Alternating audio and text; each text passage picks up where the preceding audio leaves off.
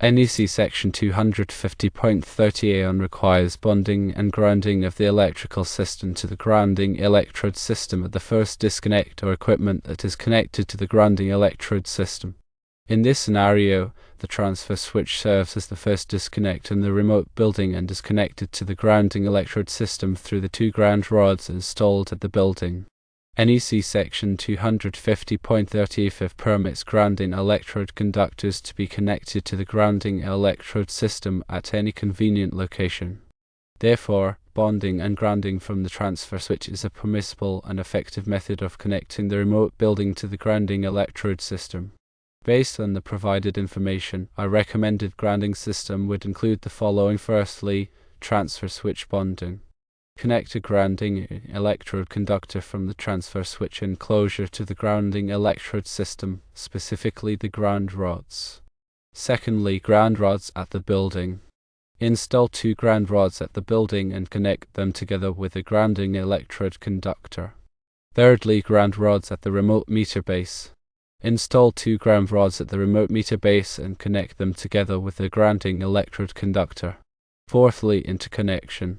Connect the grounding electrode conductors from the building and remote meter base together to create a common grounding electrode system.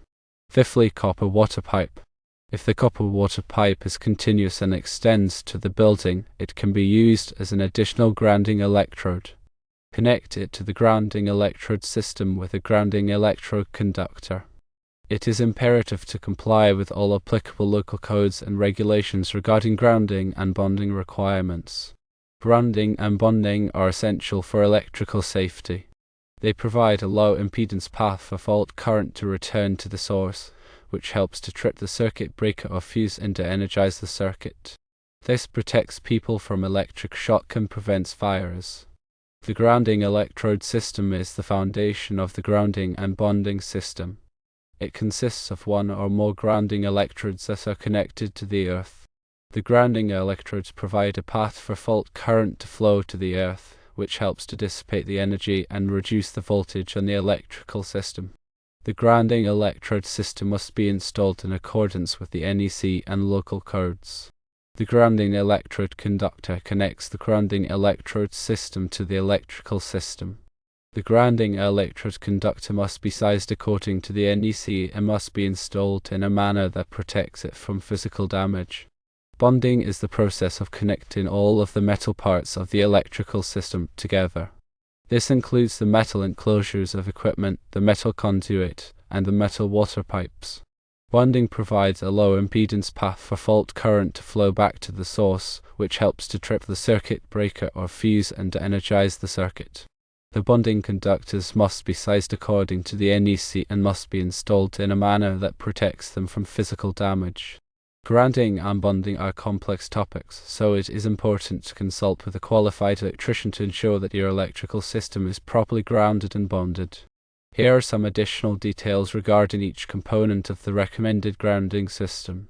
For transfer switch bonding, the grounding electrode conductor from the transfer switch enclosure should be sized according to NEC Table 250.66. It should be connected to the ground rods using approved connectors.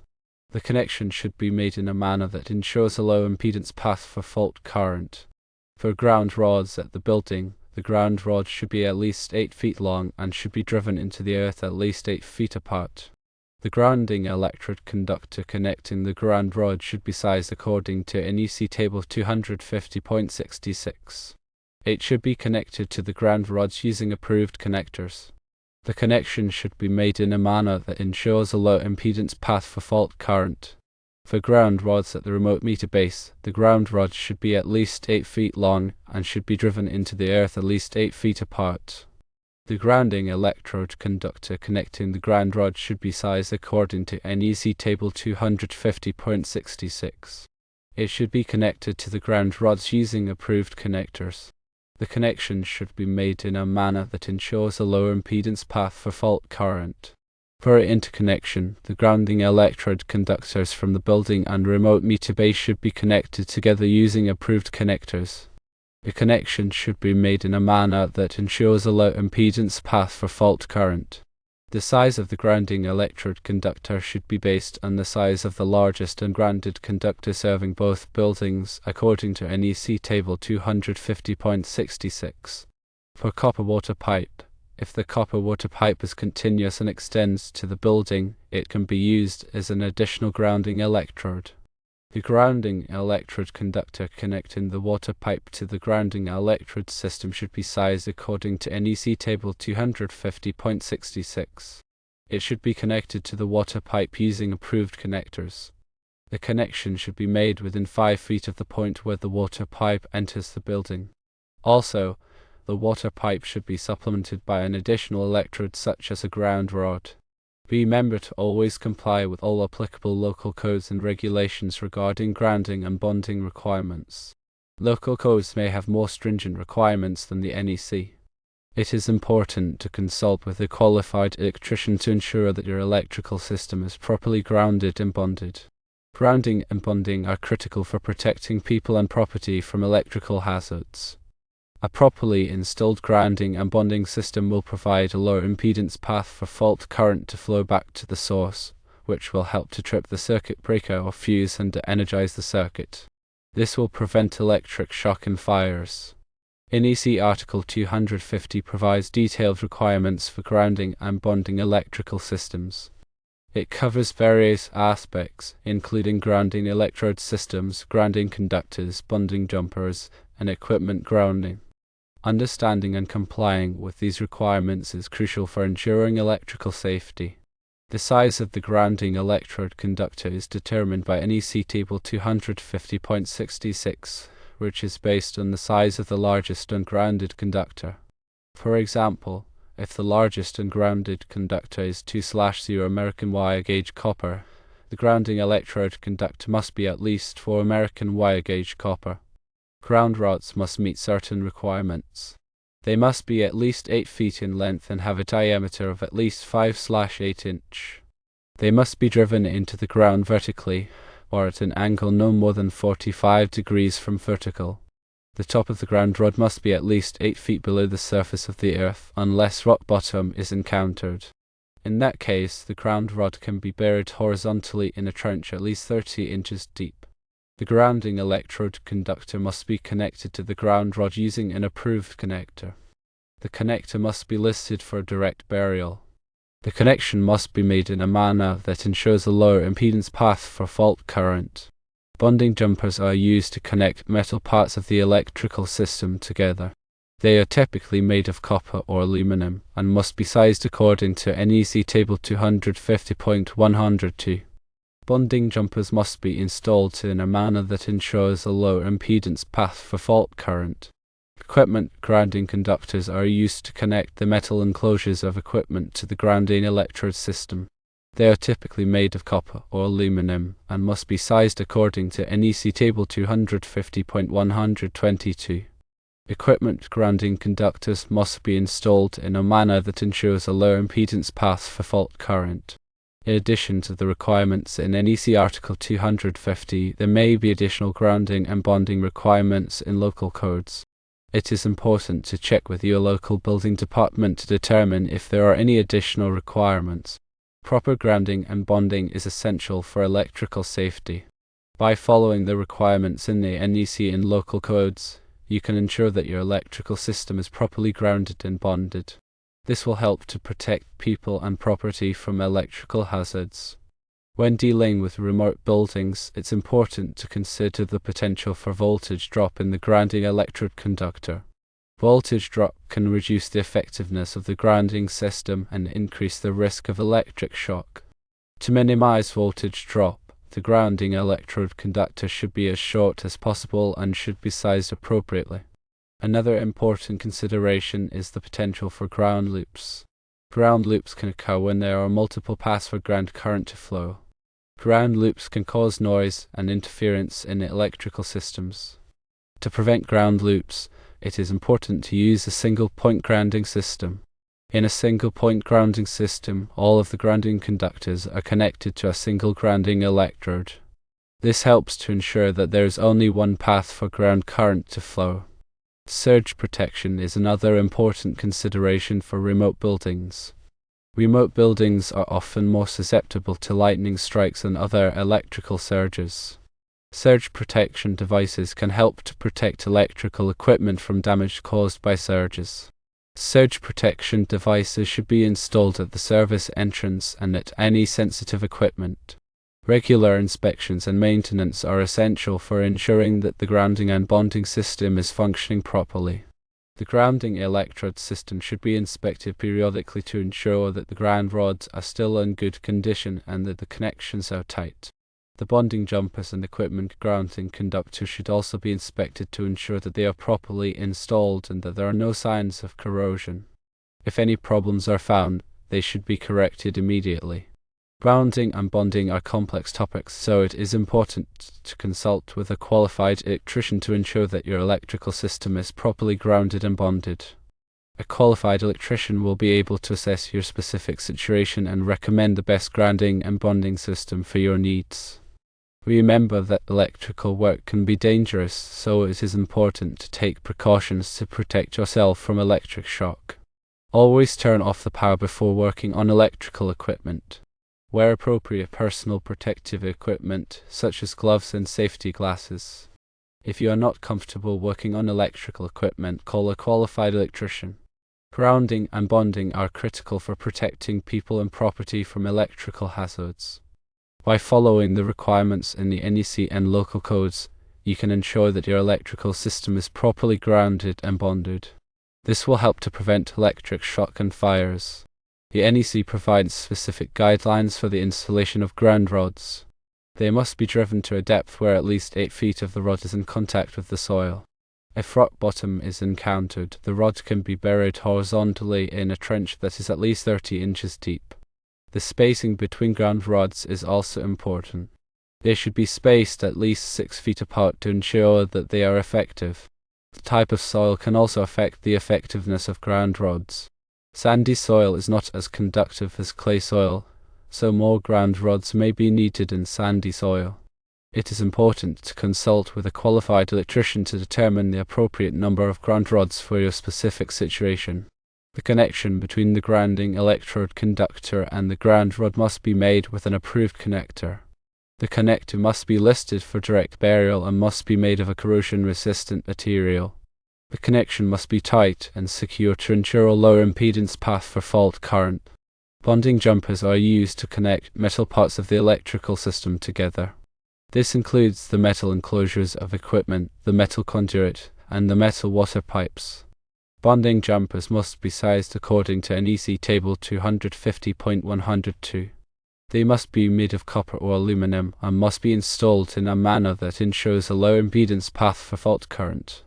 Equipment grounding conductors are used to connect the metal enclosures of equipment to the grounding electrode system. They are typically made of copper or aluminum and must be sized according to NEC Table 250.122. Equipment grounding conductors must be installed in a manner that ensures a low impedance path for fault current. Surge protection devices are used to protect electrical equipment from damage caused by surges.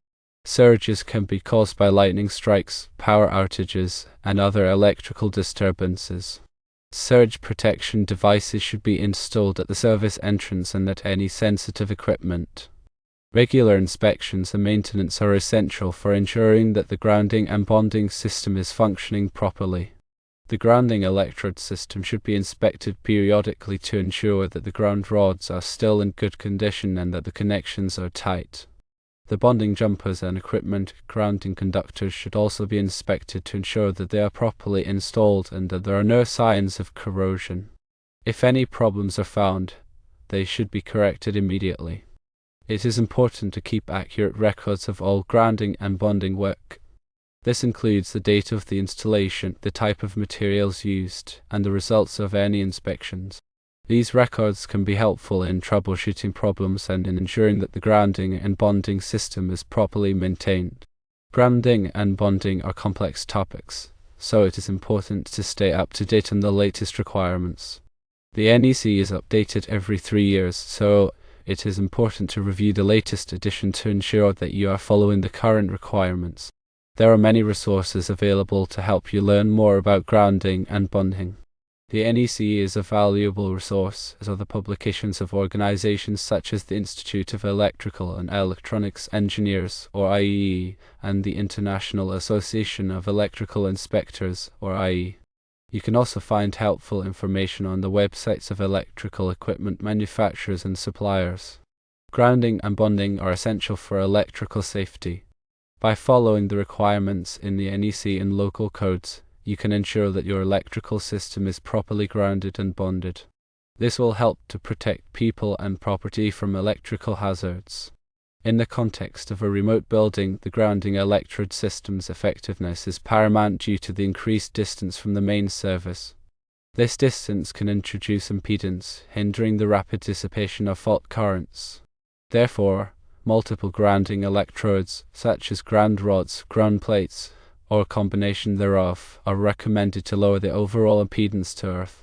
The NEC specifies minimum requirements for grounding electrode systems, but exceeding these minimums is often advisable for remote buildings. The copper water pipe, if available and meeting the NEC requirements for use as a grounding electrode, can serve as a valuable supplementary electrode. However, it is crucial to ensure the pipe's continuity and metallic connection to the earth. Plastic or insulated couplings can compromise its effectiveness. The grounding electrode conductor's size is determined by the size of the service entrance conductors, as outlined in NEC Table 250.66. However, in remote buildings, it may be prudent to increase the size of the grounding electrode conductor to further reduce impedance. This is particularly relevant when the remote building houses sensitive electronic equipment or serves critical loads. The bonding of all non-current carrying metal parts is essential to create an equipotential plane, minimizing voltage differences that could pose a shock hazard. This includes metal conduits, enclosures, and structural steel. Bonding jumpers should be sized according to NEC Table 250.102 and installed in a manner that ensures a lower impedance path for fault currents. A transfer switch, as the first disconnect in the remote building, plays a critical role in the grounding and bonding system. It should be bonded to the grounding electrode system, with the grounding electrode conductor sized according to NEC Table 250.66. The transfer switch enclosure should also be bonded to all metal conduits and enclosures entering or leaving the switch. Equipment grounding conductors must be run with all circuit conductors to provide a low impedance path for fault currents. These conductors should be sized according to NEC Table 250.122 and connected to the equipment grounding terminals in all electrical equipment. Surge protection devices, or SPDs, are highly recommended for remote buildings, which are often more vulnerable to lightning strikes and power surges. SPDs should be installed at the service entrance and at any sensitive electronic equipment to protect against transient overvoltages. Regular inspections and maintenance are crucial to ensure the continued effectiveness of the grounding and bonding system. Ground rods should be inspected periodically for corrosion and damage. Connections should be checked for tightness and integrity. Any deficiencies should be corrected promptly to maintain a safe and reliable electrical system. The installation of a remote building's grounding and bonding system requires careful planning and execution. It is essential to consult with a qualified electrical professional to ensure compliance with all applicable codes and standards. A well-designed and properly installed grounding and bonding system is critical for protecting people and property from electrical hazards. Grounding electrode conductors connect the grounding electrode to the equipment grounding bus within the transfer switch. This conductor must be sized appropriately based on the size of the service entrance conductors, as specified in NEC Table 250.66. Use of appropriately sized conductors is critical to ensure that fault current can safely flow back to the source, tripping over current protection devices like breakers or fuses. The connection to the ground rod should be made with listed and labeled connectors suitable for direct burial. These connectors are designed to withstand the corrosive environment underground and maintain a reliable connection over time. Improper connectors can lead to corrosion and increased resistance, compromising the grounding system's effectiveness. Ground enhancement materials can be used to improve the conductivity of the soil surrounding the ground rods, especially in areas with poor soil conditions like rocky or sandy soil. These materials help to lower the resistance to earth, improving the grounding system's performance.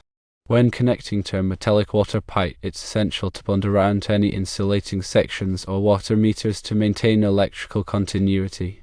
A bonding jumper should be installed to bypass these interruptions, ensuring that the water pipe remains a reliable grounding electrode. The location of the ground rod placement should be carefully considered to avoid underground utilities and structures. Contacting local utility companies to locate underground lines before driving ground rods is crucial to prevent damage and potential hazards. The use of exothermic welding, also known as CAD welding, is a highly reliable method for connecting grounding conductors. This process creates a permanent molecular bond between the conductors, resulting in a connection with very low resistance and high strength. Proper documentation of the grounding system is essential. This includes recording the location of ground rods, the size and type of grounding conductors, and the results of any ground resistance testing. This documentation can be valuable for future maintenance and troubleshooting. Regular ground resistance testing should be performed to verify the effectiveness of the grounding system. A ground resistance tester is used to measure the resistance to earth. High resistance readings indicate a problem with the grounding system that needs to be addressed. The transfer switch itself must be properly bonded. The metal enclosure of the transfer switch should be bonded to the equipment grounding conductor, ensuring that any fault current is safely conducted back to the source. The neutral conductor in the transfer switch must be properly isolated or switched, depending on the type of transfer switch being used. Improper neutral switching can create dangerous voltage conditions. A clear and permanent grounding electrode conductor identification label should be placed on the grounding electrode conductor at the service equipment and at each ground rod location. This helps to identify the grounding conductor and ensures that it is not accidentally disconnected. The routing of the grounding electrode conductor should be as direct as possible, avoiding sharp bends or unnecessary lengths. Shorter, straighter runs provide a lower impedance path for fault current. In areas where the grounding electrode conductor is exposed to physical damage, it should be protected by conduit or other means. This prevents damage to the conductor that could compromise the grounding system. Using multiple smaller grounding electrode conductors instead of one large conductor can sometimes be beneficial, especially in areas with limited space or difficult access. This can improve the overall performance of the grounding system by providing multiple parallel paths for fault current. Consideration should be given to the potential for corrosion of grounding electrodes, especially in areas with high soil salinity or acidity. Using corrosion-resistant materials like copper-clad steel or stainless steel can extend the life of the grounding electrodes. In some cases, it may be necessary to install a supplemental grounding electrode system in addition to the primary grounding electrode system. This can provide additional protection in areas with high lightning activity or sensitive electronic equipment. When working on grounding systems, it is important to follow all safety precautions, including wearing appropriate personal protective equipment and energizing circuits before working on them. Electrical work can be dangerous, and it is important to take all necessary precautions to protect yourself from injury.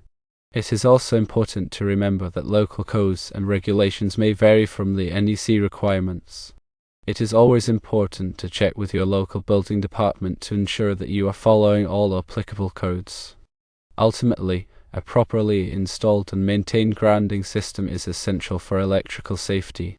By following these guidelines, you can help to protect people and property from electrical hazards. In considering the transfer switch as the first disconnect, remember that the purpose of the grounding system is to provide a low impedance path for fault current to return to the source, thereby tripping the overcurrent protection device such as a circuit breaker or fuse. This protects equipment and personnel from electrical shock and fire hazards. Therefore, the path from the transfer switch back to the source, typically the main service panel, must be carefully designed and installed. The size of the grounding electrode conductor, as specified in NEC Table 250.66, is based on the size of the ungrounded conductors. It is crucial to select the correct size to ensure that it can adequately carry fault current. Using an undersized conductor can result in a high impedance path, which can delay or prevent the overcurrent protection device from tripping. The connections to the ground rods must be made with listed connectors suitable for direct burial. These connectors are designed to resist corrosion and maintain a low impedance connection over time. The use of improper connectors can lead to corrosion and a gradual increase in impedance, compromising the effectiveness of the grounding system. The depth and spacing of the ground rods are also important factors. The NEC requires that ground rods be at least 8 feet long and driven to a depth of at least 8 feet. The spacing between ground rods should be at least 6 feet to avoid overlapping zones of influence. In areas with high soil resistivity, it may be necessary to install additional ground rods to achieve an acceptable level of ground resistance. The copper water pipe, if used as a grounding electrode, must be electrically continuous. Any non-conductive couplings or sections must be bonded around with a jumper wire. The connection to the water pipe must be made within 5 feet of its entrance to the building. In addition, the water pipe must be supplemented by an additional electrode, such as a ground rod or ground ring. The grounding electrode system must be bonded to the building's metal frame, if any. This helps to create an equipotential plane and minimize voltage differences between various metal parts of the building. All metallic enclosures containing electrical equipment must be bonded to the equipment grounding conductor. This includes enclosures for panel boards, disconnect switches, and other equipment. The equipment grounding conductor must be sized according to NEC Table 250.122. Surge protection devices, or SPDs, are highly recommended for remote buildings to protect against lightning strikes and other voltage surges.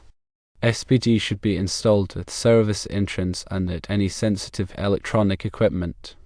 Regular inspections and maintenance of the grounding system are essential. This includes checking the connections for tightness and corrosion, and measuring the ground resistance to ensure that it is within acceptable limits. Any deficiencies should be corrected promptly to maintain the effectiveness of the grounding system.